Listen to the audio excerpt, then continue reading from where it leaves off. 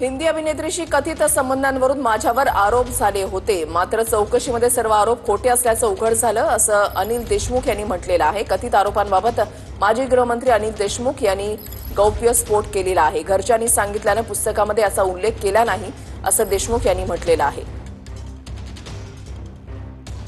माझ्या पुस्तकामध्ये पण माझ्या घरच्या लोकांनी सांगितलं की तुम्ही हे लिहू नका। माझ्यावर हिंदी चित्रपटातली का अभिनेत्री तिचं नाव सांगणार नाही, हिंदी चित्रपटातली एक अभिनेत्री हिच्या बाबतीत सुद्धा माझ्यावर आरोप झाला, त्याची नोंद ईडीच्या रेकॉर्डमध्ये सुद्धा आहे की अनिल देशमुख ताजमहल हॉटेलमध्ये तिला भेटत होते। अशा पद्धतीनं या लोकांनी माझ्यावर तिथे ईडीकडे तक्रार केली।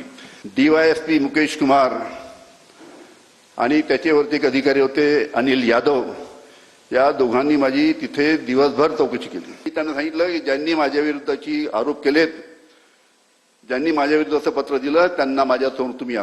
दुसऱ्या दिवशी जेव्हा बीकेसीच्या सीबीआयच्या कार्यालयामध्ये माझ्यासमोर डीवायएसपी मुकेश कुमार आणि अनिल यादव यांनी माझ्यासमोर त्याला आणलं, तेव्हा त्यांना विचारलं की याला विचारा आता माझ्यासमोर आणि त्याला सांगा की काय ते सांग। तेव्हा त्यांनी तिथे सांगितलं की मी जे अनिल देशमुखवर त्या एका चित्रपटातील हिरोईन बद्दल जे आरोप केले होते त्याच्यामध्ये काही सत्यता नाही।